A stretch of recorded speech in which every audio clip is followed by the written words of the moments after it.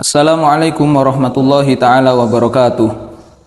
Pemirsa channel YouTube MZT Malang Raya yang dirahmati Allah subhanahu wa ta'ala, alhamdulillah setelah kita membahas tentang fardu-fardunya wudhu, kemudian kita tambahkan, kita idhofahkan juga pembahasan bab yang membahas tentang sunnah-sunnahnya wudhu. Tidak lain tidak bukan tujuannya adalah agar supaya amal ibadah yang kita lakukan dengan sempurna, bukan hanya kita memenuhi fardu-fardunya saja, akan tetapi kita pun juga memenuhi sunnah-sunnah untuk sebagai penyempurna dari ibadah yang kita lakukan.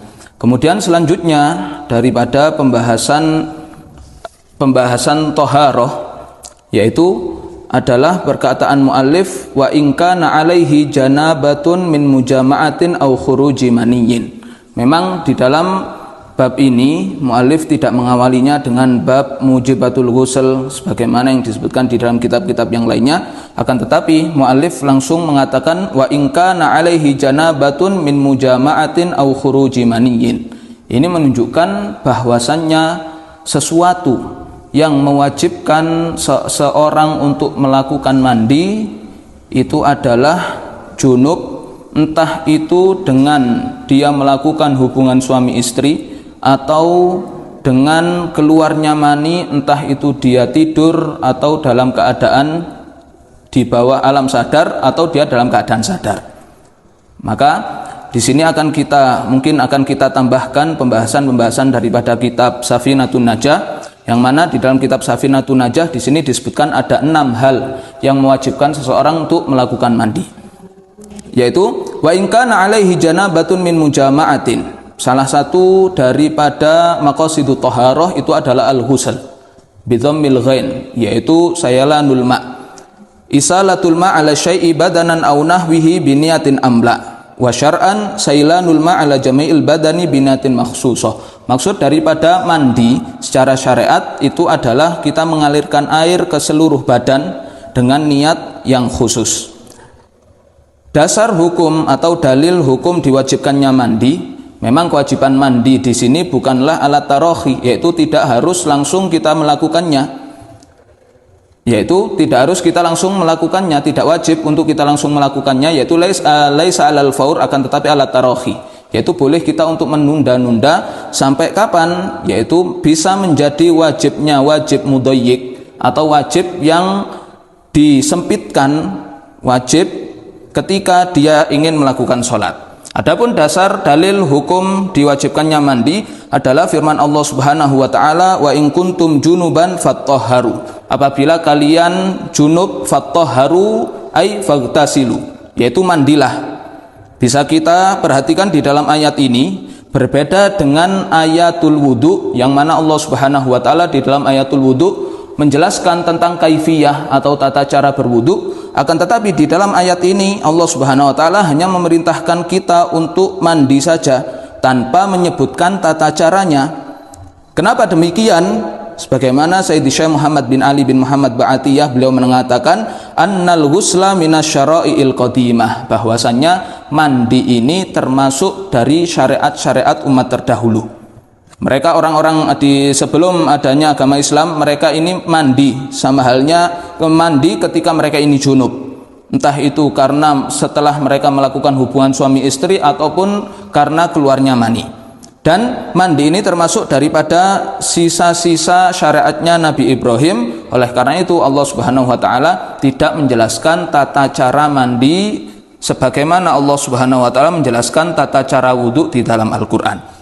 Hal-hal yang mewajibkan mandi ini ada 6 yang disebutkan oleh muallif di sini, hanya beberapa saja, kan tetapi kita idhofahkan, kita tambahkan juga dari kitab Safinatun Najah, yaitu salah satunya yang pertama adalah wa in kana alaihi janabatun min mujama'atin. Apabila seseorang ini junub, entah itu junubnya karena mujama'ah, karena melakukan hubungan suami istri, au khuruji maniyyin, atau karena keluarnya mani, binaumin, entah itu ketika dia tidur kemudian ihtilam, dia mimpi basah, au ghairihi, atau yang lainnya, entah itu istimna, talabu khurujil mani, atau entah itu dengan dia berpikir memikirkan sesuatu kemudian keluar mani, atau karena melihat sesuatu kemudian keluar mani, maka hal-hal tersebut pun juga termasuk kategori junub yang mewajibkan seseorang untuk mandi.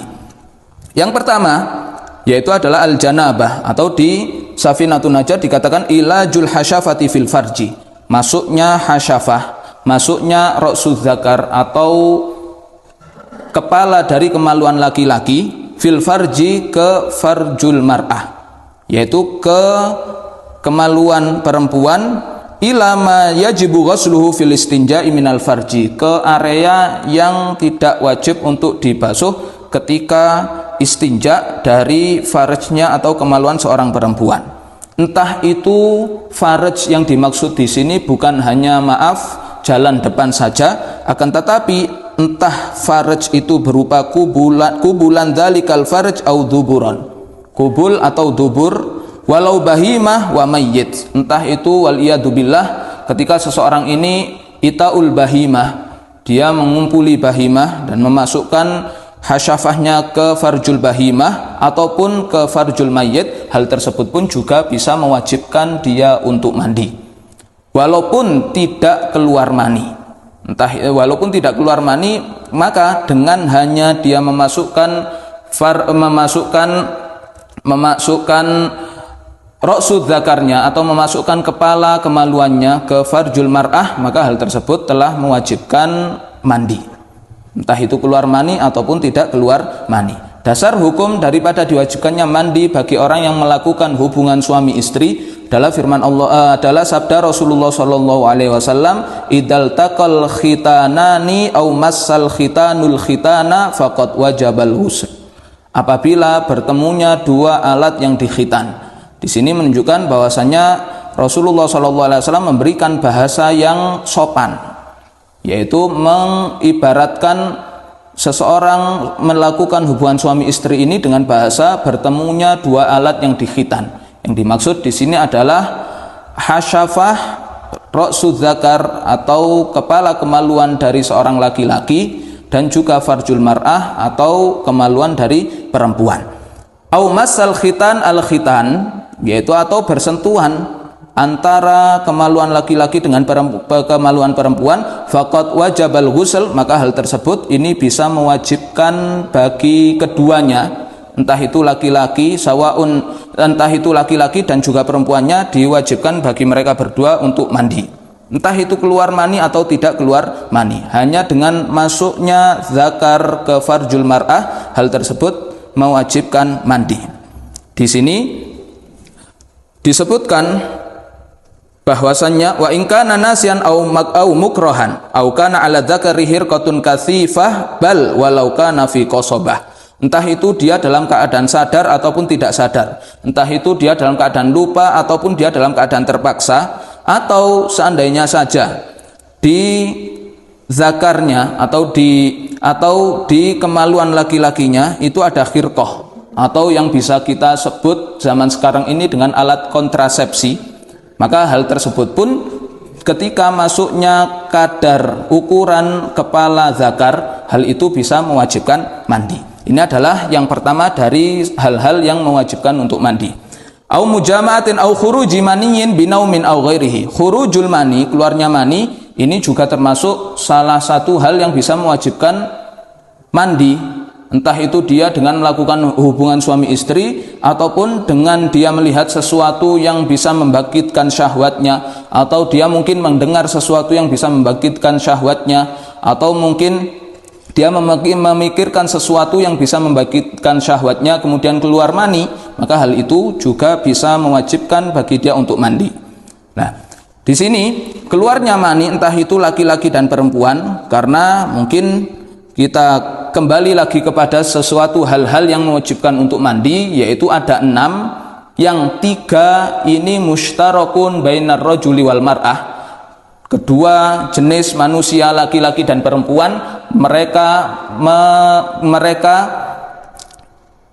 mengalaminya, yaitu adalah ilajul hasyafah fil farji atau melakukan hubungan suami istri, dan juga keluar mani, dan juga al-maut, yaitu meninggal. Adapun 3 selainnya ini terkhusus untuk seorang perempuan.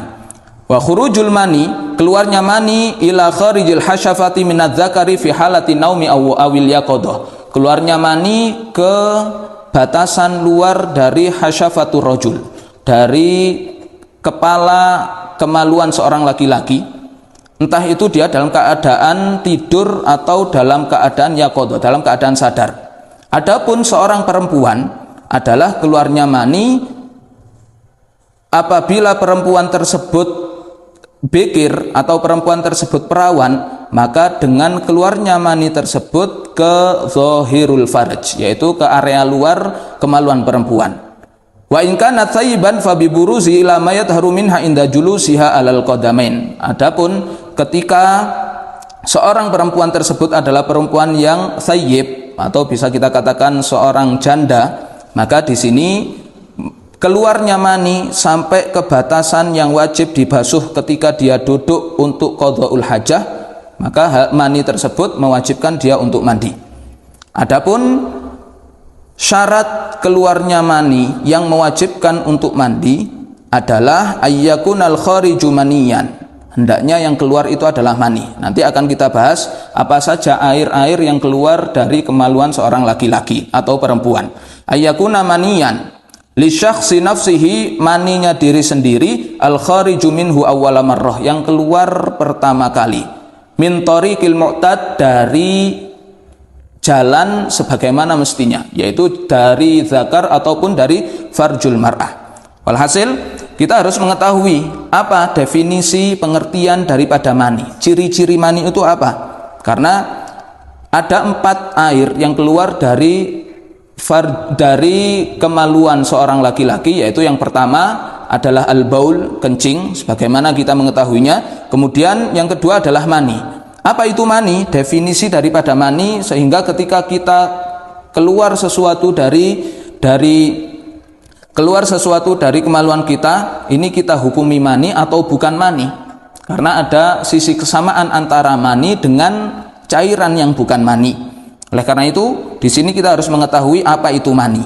Ammal maniyu, adapun mani, fahuwa ma'un abyadun sakhinun fir rajuli, adalah air yang berwarna putih, sakhinun fir rajul, yaitu yang sifatnya ini lengket. Wa fil mar'ati ma'un asfarun raqik, bagi seorang perempuan mani itu adalah berupa air yang berwarna kuning, raqik, dan memiliki sifat yang agak encer. Yatadaffaku fi hali khurujihi duf'atan ba'da duf'atin, keluarnya mani ini dengan muncrat, duf'atan ba'da duf'atin, yaitu satu kali muncratan, bukan sekaligus seperti kencing. Wa yakhruju bi syahwah, keluar ketika memuncaknya syahwat. Wa yataladzadu bi khurujihi, dan orang yang keluar mani ini merasakan lezat, merasakan enak. Wa yaqibu khurujuhul futur, dan ketika setelah keluar mani maka badan ini akan terasa remas. Wa raihatuhu ratban, sekarang ciri-ciri mani dilihat dari raihahnya atau dilihat dari baunya. Ratban, ketika mani tersebut masih basah, ka raihati tal'in qaribatun min raihati ajinil bur, seperti raihah tolak, yaitu mayang kurma, atau seperti bau ajinil bur, adonan gandum, atau bisa kita samakan dengan raihah atau bau dari pandan. Waya bisan karoihati bayadi baidid dujaj, sedangkan ketika mani tersebut sudah kering, maka baunya ini sama seperti bau putih telur. Apakah harus adanya beberapa syarat yang telah kita sebutkan tadi?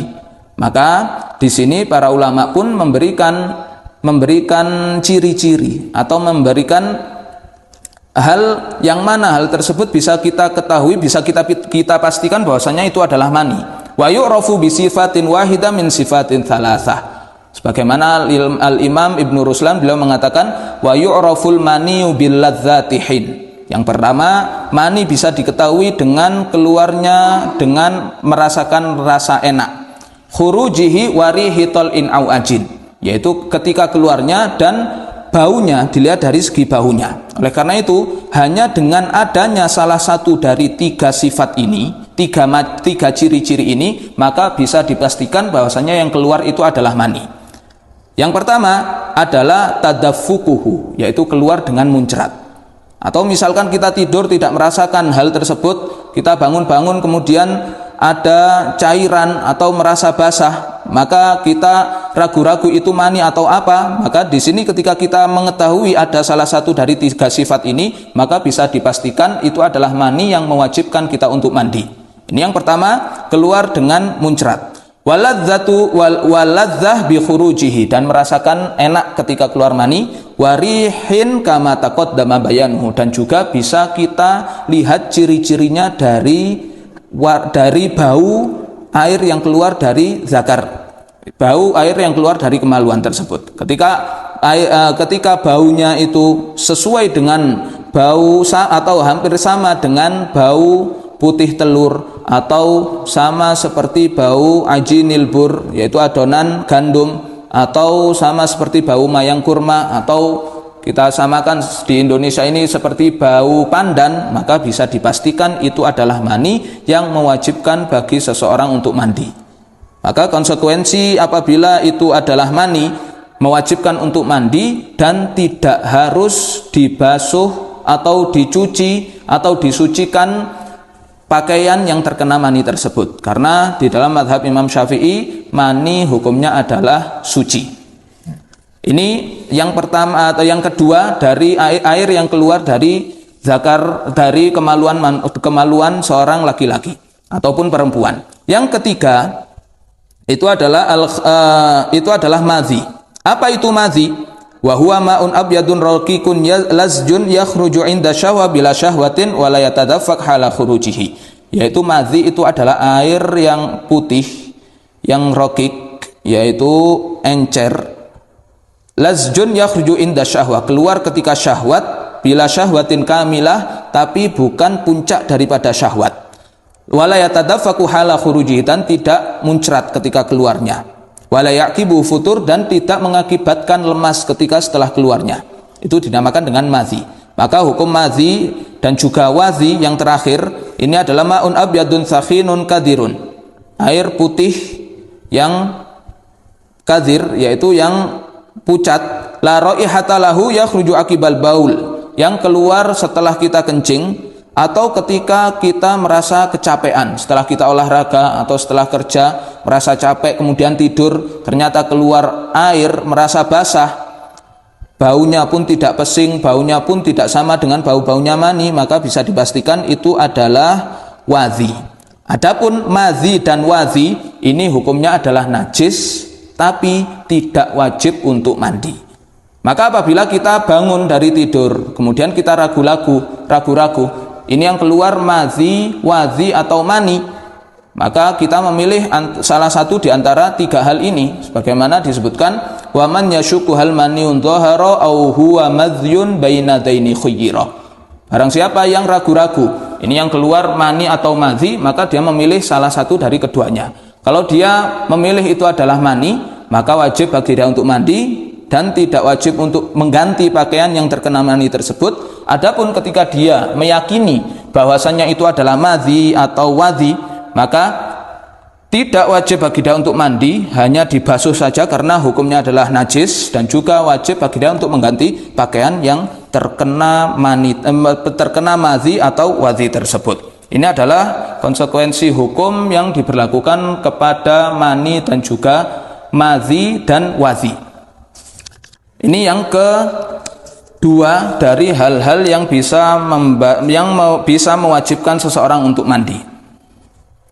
Kemudian lazi au ghairihi binaumin au ghairihi, entah itu dia memikirkan sesuatu atau dia ini dengan melihat sesuatu atau mungkin tidur kemudian melihat sesuatu ketika dia tidur, kemudian keluar mani dengan ciri-ciri yang telah disebutkan itu tadi, maka dia wajib untuk mandi. Khalas. Lazimau ghuslu jami'i badanihi, atau sebelum kita melanjutkan ini, kita lanjutkan dulu hal-hal lainnya yang mewajibkan untuk mandi, yaitu wal haidu dan haid. Haid ini hanya berlaku bagi seorang perempuan. Hanya berlaku bagi seorang perempuan, dan kewajiban untuk mandi haid ini adalah ketika selesainya haid, bukan ketika mulainya haid, tapi setelah terputusnya atau setelah setelah berhentinya keluar darah. Dan dalil diwajibkannya mandi bagi orang yang haid adalah firman Allah Subhanahu wa taala, wa yas'alunaka 'anil mahid qul huwa adan fa'tazilun nisaa fil mahid wa la taqrabuhunna hatta yadhurna. Fa idza tatahharna fa'tuhunna min haitsu amarakumullah. Fa idza tatahharna ai fa idza tasalna. Apabila mereka ini sudah mandi, maka boleh bagi seorang laki-laki bagi seorang suaminya untuk mengumpulinya. Ini adalah dasar hukum atau dalil diwajibkannya mandi bagi orang yang haid, yaitu setelah terputusnya damul haid. Wan nifas, dan juga nifas. Nifas ini adalah darah yang keluar setelah kosongnya rahim dari wiladah, dari melahirkan. Darah yang keluar setelah melahirkan. Kenapa dinamakan dengan nifas? Li khurujihi ba'da nafas, yaitu keluarnya karena keluar darah tersebut setelah keluarnya manusia, yaitu setelah dia melahirkan. Kenapa di dalam nifas ini diwajibkan untuk mandi? Karena seorang anak ini adalah mani yang terperangkap di dalam rahim seorang perempuan.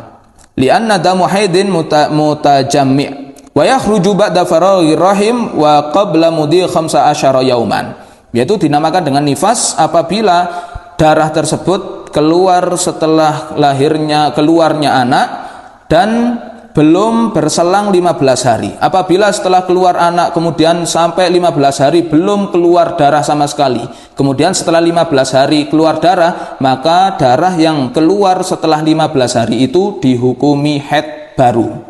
Dan ibu yang baru melahirkan itu tidak berlaku bagi dia nifas. Ini yang keempat. Untuk yang kelima adalah al-wiladah, yaitu melahirkan. Keluarnya anak setelah sempurnanya keluar anak tersebut dari rahim ibunya, entah itu dalam bentuk anak ataupun alaqah, yaitu segumpal darah ataupun segumpal daging. Kenapa demikian? Karena segumpal darah atau segumpal daging ini adalah asul adami, yaitu calon jabang bayi atau calon daripada bayi. Sebab diwajibkannya wiladah untuk mandi, orang yang melahirkan untuk mandi adalah karena anak ini adalah mani yang terperangkap di dalam rahimnya seorang perempuan, maka dengan keluarnya itu wajib bagi dia untuk mandi.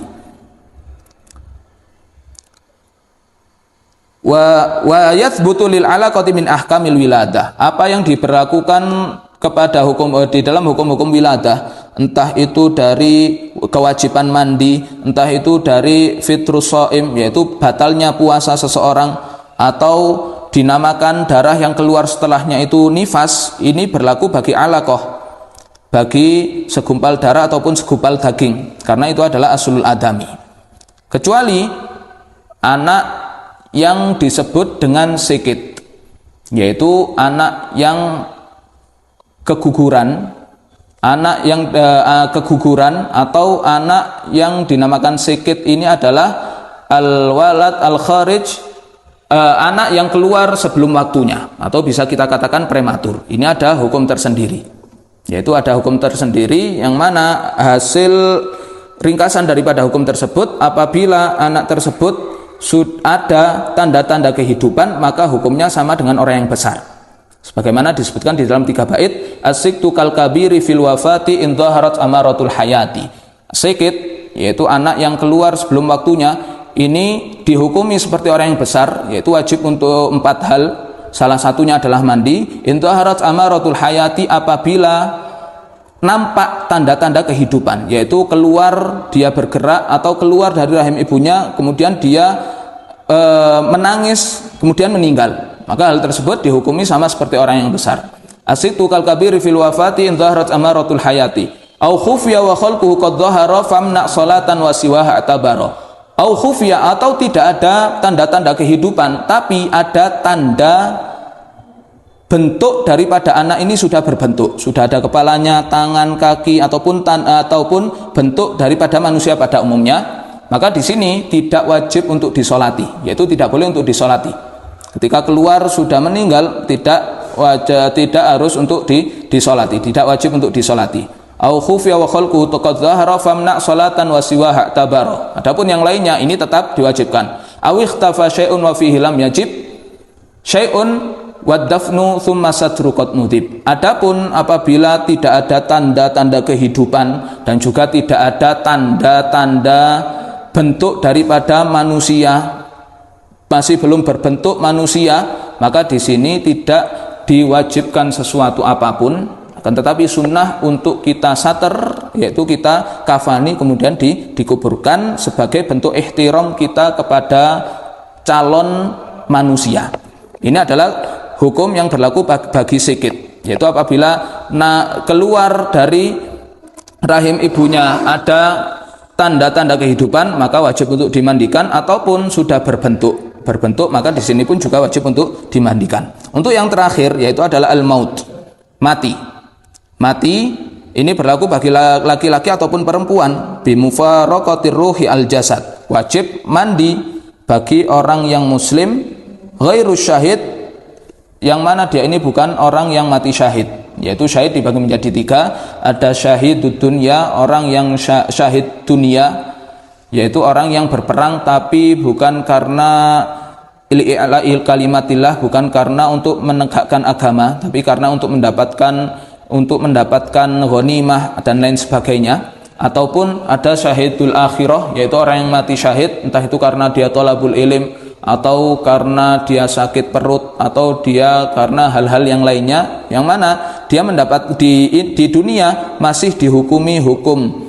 orang sebagaimana biasanya, tapi di akhirat dia mendapatkan pahala mati syahid. Yang ketiga adalah syahid dunia wal akhirah, yaitu di dunia dia mendapatkan keistimewaan sebagaimana orang mati syahid, tidak wajib untuk dimandikan, karena hal tersebut bisa menghilangkan atharul ibadah, menghilangkan bekas daripada ibadah. Dan di akhirat dia pun juga mendapatkan pahala karena niat dia ikhlas karena Allah Subhanahu wa taala di dalam dia berperang. Ini adalah 6 hal yang mewajibkan seseorang untuk mandi. Nah, orang yang wajib mandi, maka dia harus lazimahu ghuslu jami'i badanihi, wajib bagi dia untuk membasuh seluruh badannya. Entah itu kulit, entah itu rambut yang ada di badannya, wajib untuk dibasuh, wajib untuk terkena air, ma'aniyati raf'il janabah, bersamaan dengan niat raf'il janabah. Entah itu dia niat nawaitu raf'al janabah, atau dia niat nawaitu raf'a hadatsil haid, atau dia niat nawaitu raf'a hadatsin nifas, atau dia niat nawaitu tahara, nawaitu raf'al hadatsil akbar, atau dia niat nawaitu ghuslal fardon, dia niat mandi fardu. Ini cukup. Apabila dia hanya meniatkan nawaitul ghusla saja, berbeda dengan wudu, yaitu kalau wudu cukup kita hanya meniatkan nawaitul wudu'a saja, tapi untuk mandi di sini tidak, dia harus memberikan takyin bahwasannya mandinya itu adalah mandi yang fardu, yang wajib, dengan dia menyebutkan nawaitul ghusla fardon. Karena apa? Ada perbedaan di dalam mandi dan wudu. Kalau wudu kita tanpa menyebutkan fardon, maka tidak ada wudu kecuali wudu yang syar'an, yaitu wudu secara syariat. Adapun mandi, ini ada kalanya mandi itu adalah mandi yang syar'an, ada kalanya itu adalah mandi yang sifatnya mandi pada umumnya. Maka oleh karena itu, sebagaimana fungsi daripada niat litamyizil adah anil ibadah, untuk membedakan mana itu adat istiadat dan mana itu yang ibadah, maka perlunya kita bedakan juga di dalam niatnya. Ini adalah niat-niat di dalam mandi. Tapi niat yang sering kali kita gunakan, yang simple, yang ringkas adalah nawaitul ghusla li raf'il hadatsil akbar. Ini adalah niat yang sempurna. Saya niat mandi untuk mengangkat hadas besar, fardu wajib karena Allah Subhanahu wa taala. Ini adalah niat yang paling sempurna. Yaitu kapan niatnya? Ketika awal kali air tersebut mengenai badan kita. Awal kali air tersebut mengenai badan kita. Adapun ketika seseorang ini ada niat ada berlaku wajib bagi dia untuk melakukan mandi yang wajib. Dan juga ketika itu dia pun sunnah bagi dia untuk melakukan mandi yang sunnah. Misalkan dia junub sekaligus dia ingin mandi hari Jumat, maka bagaimana ini hukumnya? Apakah cukup hanya dengan satu mandi?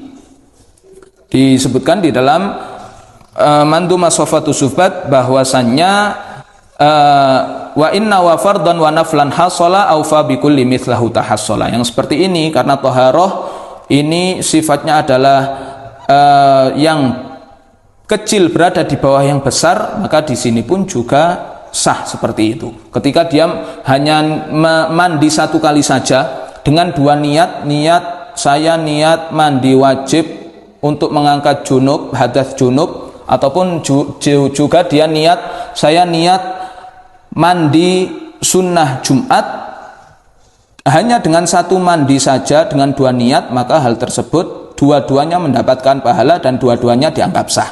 Ini adalah hal-hal yang diwajibkan atau hal-hal yang bisa mewajibkan seseorang ini untuk mandi dan juga tata cara mandi. Adapun untuk sunnah-sunnah mandi ataupun hal-hal yang berkaitan dengan mandi, insya Allah nanti akan kita bahas juga di pertemuan yang akan datang. Mungkin ini yang bisa kami sampaikan. Wallahul musta'an wa ala katuklan. Assalamualaikum warahmatullahi taala wabarakatuh.